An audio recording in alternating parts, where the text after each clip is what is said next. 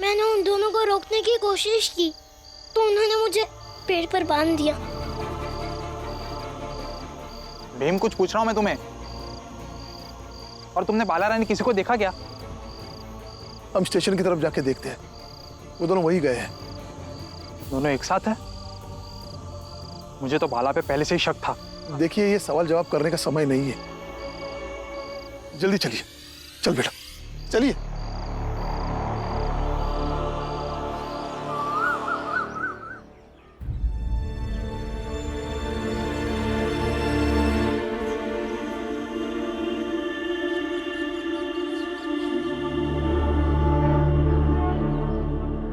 किसी को मुंह दिखाने के लायक नहीं बचा मैं।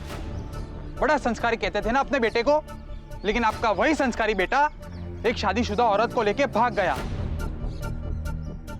और जिसका बड़ा बेटा ऐसा हो, बाकी बच्चों और माँ बाप से तो और क्या उम्मीद रखे। देखिए, अब ऐसे बात मत कीजिए।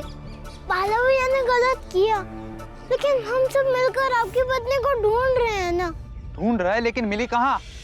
बताओ। देखिए, आप परेशान मत होइए और किसी को दोष भी मत दीजिए। हम सब साथ में मिलकर ढूंढेंगे तो मिल जाएंगे दोनों। पता नहीं वो दोनों कब तक मिलेंगे। और अब तक तो ये बात पूरे सातारा में फैल गई होगी। और किस किस से क्या कहेंगे आप? देखिए संदेश जी, हम बहुत शर्मिंदा हैं। आप यकीन कीजिए कि हम आपकी पत्नी को जरूर ढूंढ कर लाएंगे। तो चलिए आप मेरे साथ। जो जो लोग सवाल करेंगे जवाब दीजिएगा उनको कि आपकी परवरिश ही घटिया थी, कि आपने ऐसे संस्कारीन बेटे को पैदा किया और बड़ा किया। देखिए, ढंग से बात कीजिए।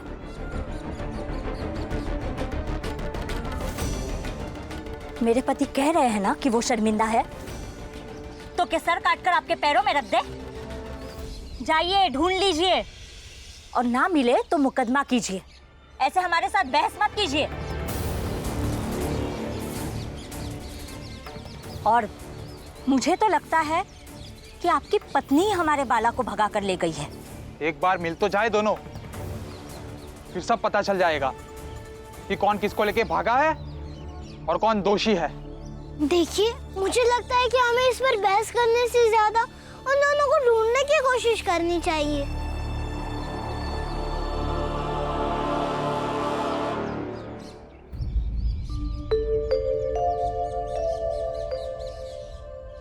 यहीं रुकते हैं, मैं तुम्हारे लिए चाय लेकर आता हूँ। रेलगाड़ी में रात को ढंग से बैठने की भी जगह नहीं थी। तुम थक गई होगी, मैं चाय लेकर आया। ठीक है। बाला,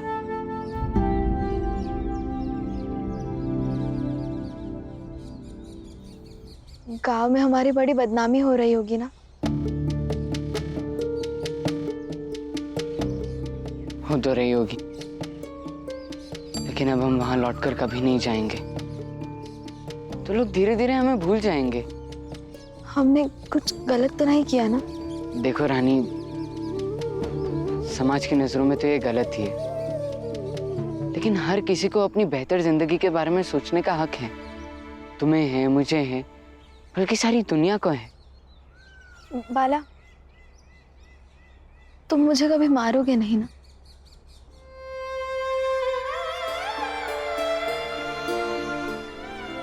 कभी नहीं रानी।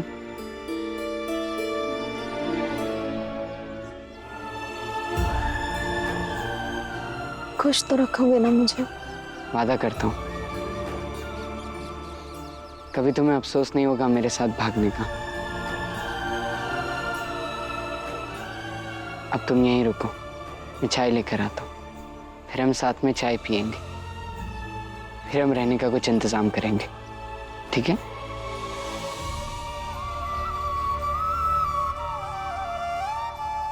मैं निकल आई संदेश के कैद से,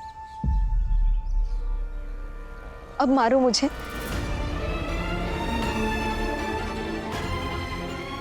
कितना चाहा कि ढंग से रहे, प्रेम किया है तो प्रेम से रहे। तो लो, चली आई मैं तुम्हें छोड़कर। अब किसे मारोगे? मारो।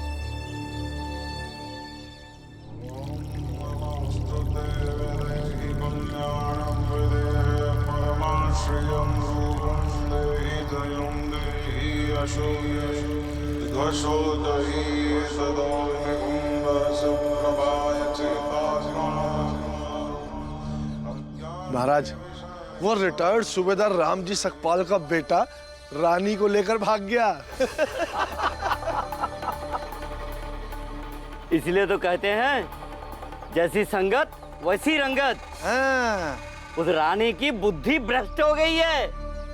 उसे नहीं मालूम कि वो किस जात की है और किस जात के लड़के के साथ भागी है। वैसे महाराज, ये मुद्दा भी अच्छा है। इस मुद्दे को बढ़ा चढ़ाकर उनको बदनाम कर सकते हैं। मुद्दा तो सही है। इस बात को हमारी जाति के लोगों में जहर की तरफ फैला देना कि छोटी जात के उस लड़के की हिम्मत यहां तक बढ़ गई है कि वो हमारी जाति की लड़की को लेकर भाग गया है, और हमारी जात के लोगों के मन में इस डर को भी भर देना कि अगर उन्होंने कुछ नहीं किया तो उन लोगों का मनोबल यहां तक बढ़ जाएगा कि वो हमारे ही घरों में घुसकर हमारी बेटियों को भगा ले जाने की हिम्मत दिखाएंगे। महाराज!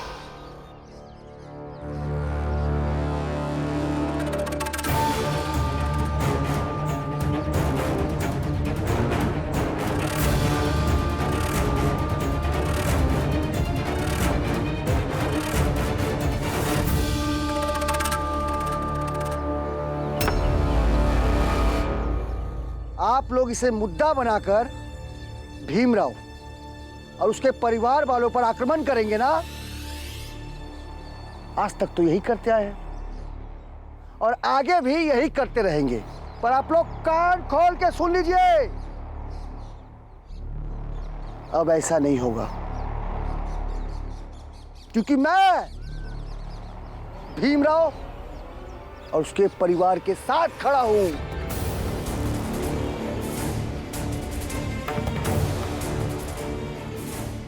तुम तो सतारा छोड़कर चले गए थे ना? नहीं भैया, मैं भला सतारा छोड़कर कहां जाऊंगा। मैं तो बस अपने पत्नी और बच्चों को ऐसी जगह पहुंचाने गया था जहां आप लोग पहुंच ना पाए। अब वापस आया हूं आप लोगों की ईंट से ईंट बजाने।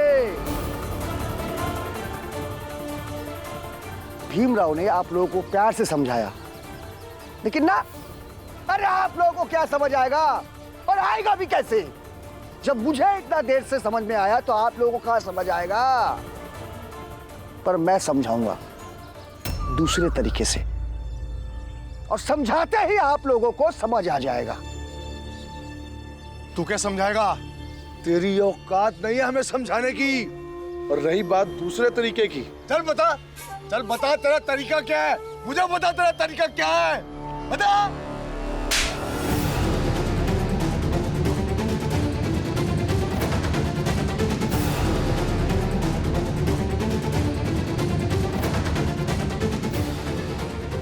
ये है मेरा तरीका, दूसरा तरीका।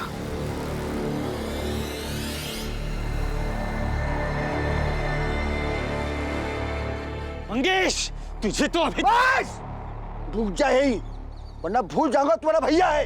तेरा सिर सबसे पहले पड़ूंगा। चल पीछे हट, पीछे हट।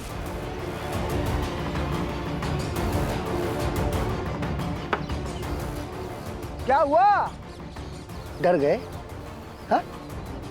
भीमराव ने मुझे समझाया था, कोई किसी को तब तक डरा सकता है जब तक सामने वाला डरे, और मैं किसी से नहीं डरता। तुम लोगों को जो करना है कर लो, मैं नहीं डरता। और आगे से ध्यान रखना कि मैं जब तक जिंदा हूं तब तक तुम लोगों से ऐसे ही पेश आऊंगा, और सबको बताऊंगा, पूरे गांव वालों को बताऊंगा कि तुम सब पाखंडी हो, पाखंडियों के समूह हो, जो मेरे जैसे भोले भाई लोगों को बरगलाते। समझे?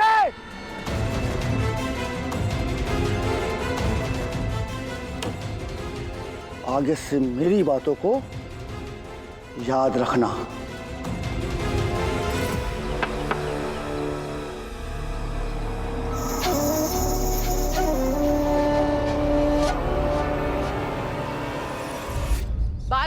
बाला, कहाँ चला गया ये लड़का? सुनिए, आपने मेरे बेटे बाला को कहीं देखा है? क्या बाला और रानी भाग गए? जितना पूछा जा रहा है उतना ही बताइए, ज्यादा बेकार की बातें करने की जरूरत नहीं है। अरे नाराज क्यों हो रहे हो? रानी को ढूंढ लो, बाला मिल जाएगा। हाँ ठीक है, जाइए आप। ठीक है, तुम लोग नहीं रोका मुझे, भलाई का जमाना ही नहीं रहा। मुझे नहीं जाना ढूंढने, लोगों के ताने में बर्दाश्त नहीं कर सकता। मैं जा रहा हूँ वापस घर। आप लोग ही जाइए उसे ढूंढिए, क्योंकि आपके बाला के कारण ही मेरी जिंदगी बर्बाद हो रही है। देखिए, परेशान मत होइए, ये सड़क है, सड़क पे 1000 तरह के लोग मिलते हैं और 1000 तरह की बातें भी होती है। आप लोग यहाँ क्या कर रहे हैं? चाय वाले काका, आप? भीमराव, मैं अपने परिवार को सुरक्षित जगह पहुंचाने गया था, अब पहुंचा के आ गया हूं। अब मैं किसी से नहीं डरता। तुम लोग को क्या परेशानी है, क्या मुश्किल है, बताओ मुझे। बाला भैया, कहाँ जा रहे हैं आप दोनों? भीम, हट जा हमारे रास्ते से।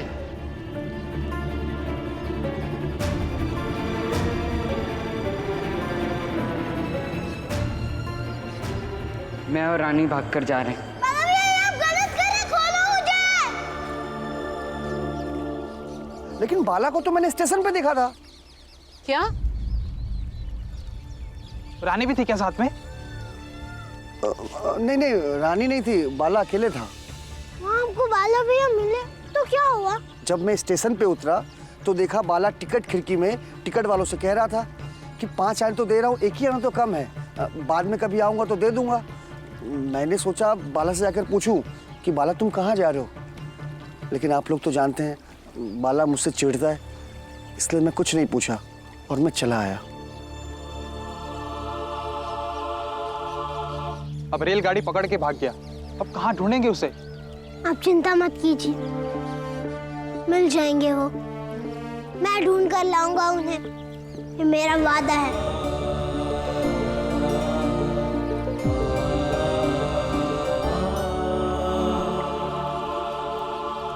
इस दुनिया में एक इकलौता रिश्ता होता है पति पत्नी का, जो 7 जन्मों का होता है, लेकिन इस रिश्ते को कलंकित किया उस बाला ने।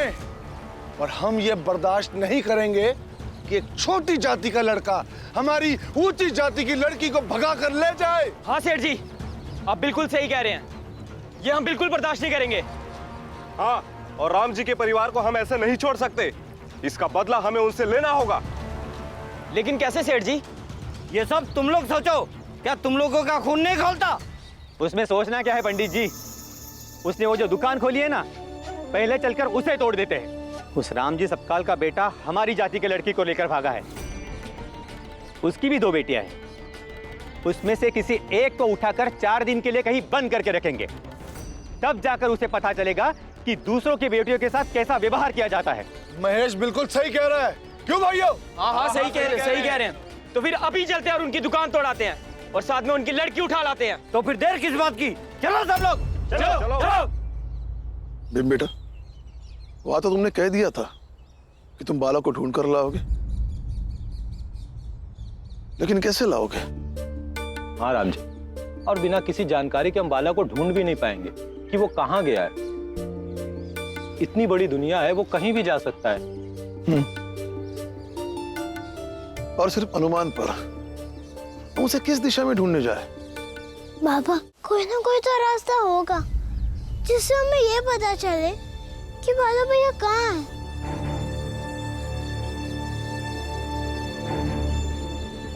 बाला को तो मैंने स्टेशन पे देखा था। जब मैं स्टेशन पे उतरा तो देखा बाला टिकट खिड़की में टिकट वालों से कह रहा था कि 5 आने तो दे रहा हूँ, 1 ही आना तो कम है, बाद में कभी आऊंगा तो दे दूंगा। पापा, चावल काका की बात याद है आपको? कौन सी बात? चावल काका ने कहा था कि बाला भैया के पास 5 आने थे, 1 आना ना होने के कारण बाला भैया टिकट वाले से बहस कर रहे थे। कुल 6 आने में वो 2 टिकट ले रहे थे। हाँ तो बाला भैया घर से भाग के गए थे। तो उनके टिकट लेने की ठीक बाद की रेलगाड़ी जिस तरफ की होगी, बाला भैया भी उसी तरफ गए होंगे और वो वहीं गए होंगे जहाँ 3 आने में एक आदमी पहुँच सकता है।